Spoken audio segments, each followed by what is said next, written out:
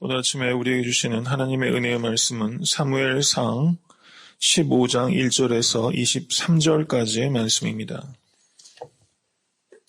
오늘 본 말씀은 사울이 이어지는 뼈아픈 실패에 대해서 기록하고 있습니다. 오늘 본문을 보시면 사실상은 아말렉과 전쟁에서 사울이 크게 승리한 것입니다. 외면적으로는 성공한 것이죠. 외면적인 성공 안에 있는 실질적인 실패. 이것이 오늘 본문 말씀이라는 것입니다. 외면적인 성공 안에 있는 실질적인 실패. 복합적인 것이죠. 한마디로 말하면 성공 같은 실패입니다. 아말렉과의 전쟁에서 승리했지만 이게 치명적인 실패가 됐다는 것이죠. 인생을 살아가다 보면 오늘 사울처럼 성공 같은 실패도 있고 외형적으로 볼 때는 실패 같은데 실질적으로는 성공한 일들도 있다는 것입니다. 성공 같은 실패도 있고 실패 같은 성공도 있다는 사실입니다. 이것을 우리가 기억하면 한번 따라하시기 바랍니다. 성공은 영원하지 않고 실패는 마지막이 아니다. 성공은 영원하지 않고 실패는 마지막이 아니다. 이것을 우리가 기억할 수 있다면 참 지혜로운 말이라고 생각합니다. 성공은 영원하지 않고 실패는 마지막이 아니다. 성공이 영원하지 않다는 것을 기억하는 사람은 겸손한 사람입니다. 실패가 마지막이 아니라는 것을 기억하는 사람은 불굴의 사람이죠. 그래서 지금 당장 우리가 겪고 있는 환경이 아무리 고통스럽고 아무리 힘들어도 스스로 실패다라고 예단하고 실망하는 것은 결코 신앙적인 태도가 아니라는 것입니다.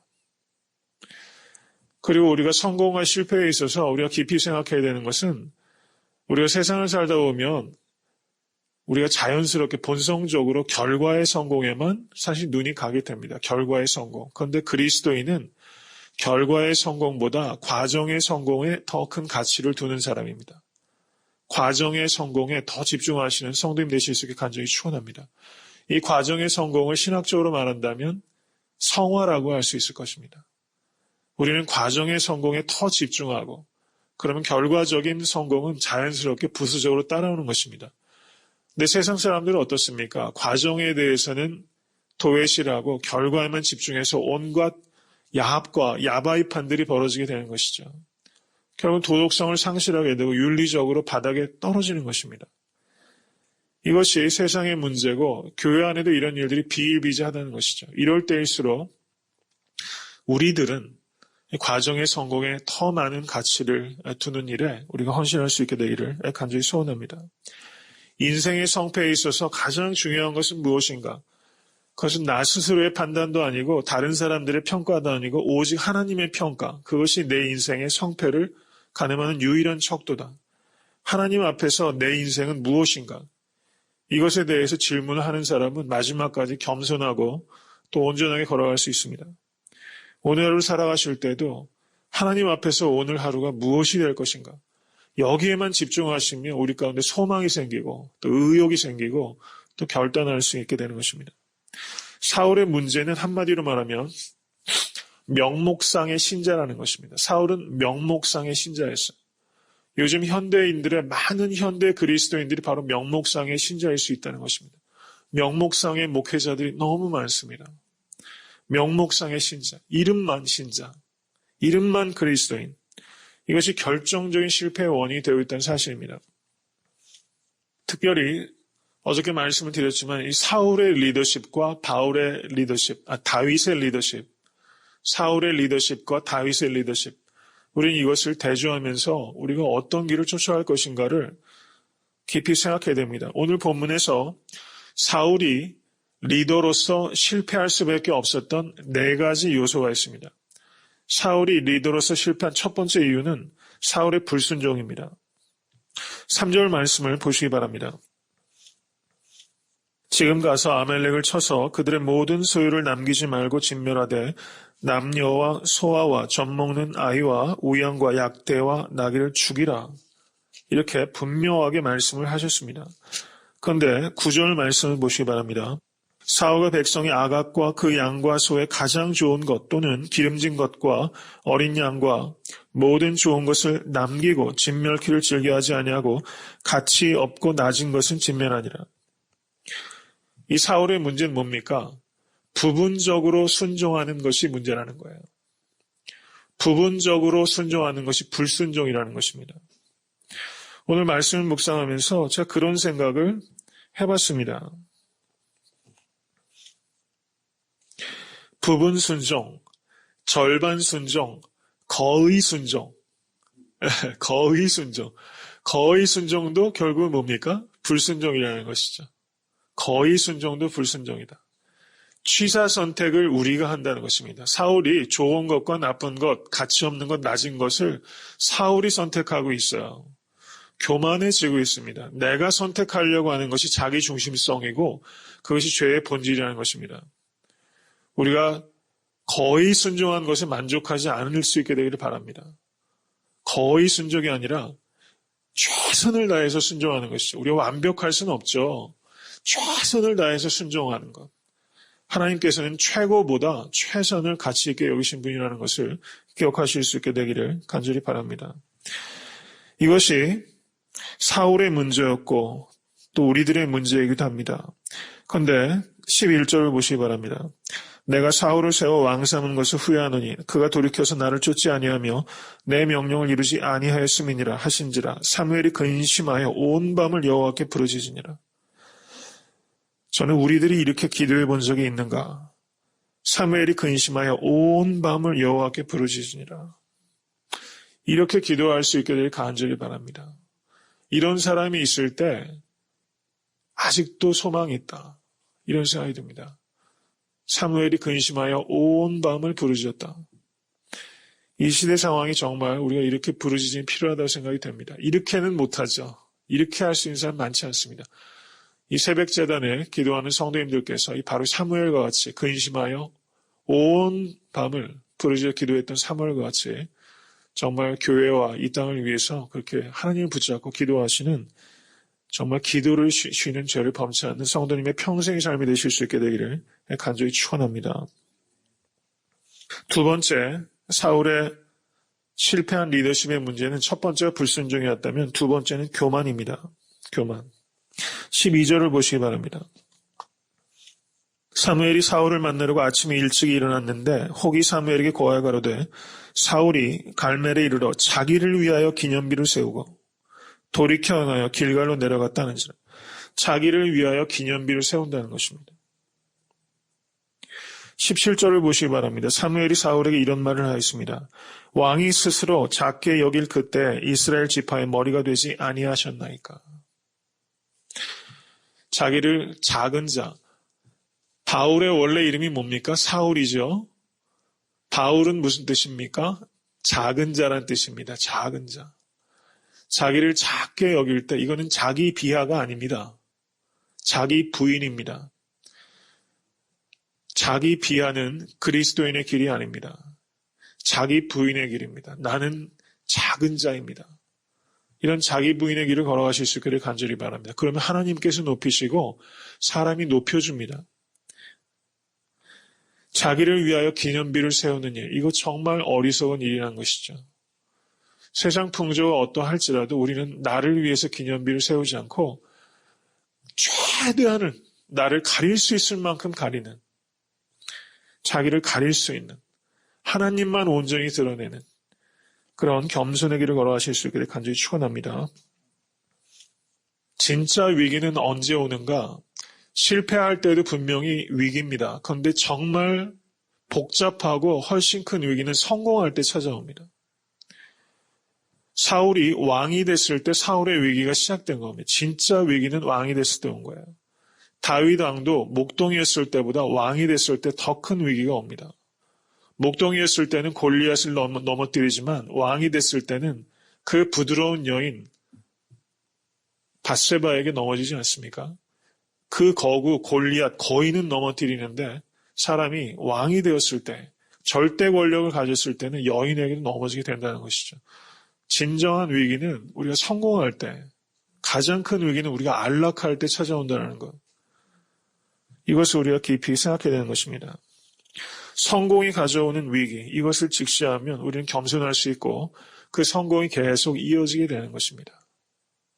성공하실 수 있게 되기를 바랍니다. 그리고 끝까지 겸손하셔서 그 성공을 이어가시고 이것이 나만을 위한 성공이 아니라 나누기 위한 성공이 되시면 왜 하나님께서 계속 부어주지 않으시겠어요? 겸손하게 되는 것이 모든 축복의 통로가 되는 것입니다. 겸손할 때 축복을 끝까지 이어갈 수 있습니다. 세 번째, 사울의 문제는 거짓말입니다. 거짓말. 정직하지 못했다는 것입니다. 13절 한번 보세요. 사무엘이 사울에게 이른즉 사울이 그에게 이르되 원컨대 당신은 여호와께 복을 받으소서 내가 여호와의 명령을 행하였나이다. 사울이 얼마나 말하자면 호들갑이죠. 사무엘이 얘기하기도 전에 먼저 이야기를 하면서 당신은 여호와께 복을 받으소서. 지금 주제는 없는 행동입니다. 복을 받으소서. 내가 여호와의 명령을 행하였나이다. 여호와의 명령을 거역했죠. 그러면서 지금 여호와의 명령을 행하였나이다 라고 거짓말을 하고 있다는 사실입니다. 20절도 보시기 바랍니다. 사울이 사무엘에게 이르되 나는 실로 여호와의 목소리를 청정하여 실로라고까지 강조하면서 자기가 하나님께 청정했다라고 뻔뻔하게 거짓말을 지금 계속해서 이어가고 있습니다. 이 문제는 사무엘을 속이려고 한 것 이면에는 하나님을 속일 수 있다고 생각한 것입니다. 아나니아와 삽비라의 문제가 무엇입니까? 사도행전 5장에서 베드로를 속이려는 것 이면에 하나님을 속일 수 있다라고 생각하는 것입니다. 근본적인 불신앙이 여기에 자리 잡고 있다는 것입니다. 우리는 결코 하나님을 속일 수 없다는 것을 기억하실 수 있게 되길 바랍니다. 결코 속일 수 없는 하나님을 두려워하실 수 있게 되길 간절히 축원합니다. 하나님을 두려워하는 사람이 하나님을 사랑하는 사람이고 하나님을 사랑하는 사람이 하나님을 두려워합니다. 하나님을 사랑하는 것과 하나님을 두려워하는 것이 반대되는 것이 아니라 하나님을 정말 사랑하기 때문에 하나님을 두려워하게 되는 것입니다. 사랑의 또 다른 면이 바로 하나님을 경외하는 것이라는 것을 우리가 기억하면서 결코 속일 수 없는 하나님을 평생도록 두려워하시고 사랑하시는 성도님과 대화제가 될 수 있게 되기를 간절히 축원합니다. 리더에게 있어서 가장 중요한 자질 중에 하나가 완벽함이 아니라 정직함이라는 것입니다. 주일학교 성인반 교사가 제가 이 말씀을 드리면 제가 다음에 이렇게는 못할 것 같아요. 주일학교 성인반 성경 공부에서 그 목사님이 성도님께 그렇게 얘기하겠습니다. 다음 주까지 마가복음 17장까지 읽어오시기 바랍니다. 이렇게 목사님이 얘기했다는 거예요. 마가복음 몇 장까지 있죠? 16장까지 있습니다. 근데 사람들이 고개를 끄덕였어요. 다음 주에 목사님께서 목사님도 좀 얄궂죠? 마가복음 17장까지 읽어오시면 손 들어주시기 바랍니다. 그랬더니 여러 명이 손을 들었던 거예요. 네. 이런 비슷한 일들을 우리가 사실 또 하면서 삽니다. 체면치레 때문에. 이제 그런 모습 우리가 벗어나지만 제가 드릴 말씀은 마가복음 17장까지 읽으신 분 손 들어주시기 바랍니다. 이렇게 손을 들면 부끄러움을 당하죠. 근데 거짓말을 했을 때 정말 큰 형벌은 거짓말이 들통나는 게 형벌이 아니라 거짓말에 내가 성공했을 때 다른 사람의 말도 내가 믿지 못하게 되는 사실입니다. 내가 거짓말에 성공하면 그때는 들통나는 부끄러움 면할 줄 모르지만 다른 사람들의 말을 성공하면 성공할수록 불신하게끔 된다는 것이 거짓말에 성공한 사람들에게 주는 가장 큰 형벌이라는 것이죠. 깊이 생각하고 음미해야 될 일이라는 사실입니다. 만약에 여기서 사울이 거짓말에 성공했다면 이 사울이 어떻게 됐겠어요? 아나니아와 삽비라가 베드로를 속이고 하나님을 속이겠다는 그 계획이 무사 통과가 됐으면 초대교회가 어떻게 됐겠습니까? 초대교회는 결코 박해를 이기지 못합니다. 내부적으로 부패하고 아나니아와 삽비라 같은 사람의 교회 리더가 됐으면 그 교회는 그냥 와야 되는 겁니다. 거짓말이 통과가 되면 사실상 더 큰 형벌이 온다는 것을 우리가 깊이 생각하고 우리가 더욱더 정직한 일에 힘쓸 수 있게 되기 바랍니다. 사울의 리더로서의 네 번째 문제는 첫 번째가 불순종이요, 두 번째가 교만이요, 세 번째가 거짓입니다. 네 번째는 변명입니다. 변명. 이 사울의 네 가지 문제 중에서 어느 하나도 우리가 100% 나하고 무관하다고 얘기할 수 있는 게 없다는 것을 우리가 고백합니다. 이 사울이 리더로서 변명함, 15절을 보세요. 15절. 사울이 가로되 그것은 무리가 아멜렉 사람에게서 끌어온 것인데 무리를 탓하고 있어요. 무리를 탓합니다. 그리고 21절 보세요. 다만 백성이 그 마땅히 멸한 것 중에서 가장 좋은 것으로 길갈에서 당신의 하나님 여호와께 제사하려고 양과 소를 취하였나이다. 이렇게 말하면서 백성 탓을 합니다. 잘 되면 자기 탓, 못 되면 남 탓, 심지어 하나님 탓을 하지요. 우리의 모습이 이것과 정말 무관한가? 그렇지 않은 것 같아요. 잘 되면 자기 탓, 그죠? 목사님들도 그럴 때 많죠. 저는 그러지 않을까 한번 생각해 봅니다. 목회도 잘하면 내 탓, 어려우면 성도 탓, 목사님 이렇게 얘기하고. 그게 사람이 그런 것 같아요. 우리도 그럴 수 있다 이렇게 생각하면 훨씬 그런 길에 빠지지 않습니다. 나는 예외다 이걸 너무 지나치게 확신하면 넘어지기 쉬운 것 같아요. 나도 그럴 수 있다. 나도 그렇다. 나도 그런 죄성이 있다. 이렇게 생각하는 것이 훨씬 좋은 모습이다 이런 생각이 듭니다. 이 사울의 모습이 나하고 무관하지 않다는 것을 저 역시 깨닫고 성도님들께서도 이것을 생각하시면서 날마다 깨어 있을 수 있게 되길 주님의 이름으로 축원합니다. 책임 전가하는 것이 리더한테는 사실 제일 부끄러운 일입니다. 책임 전가하는 것. 아담이 하와에게 책임을 전가했죠. 남자로서 제일 부끄러운 일입니다.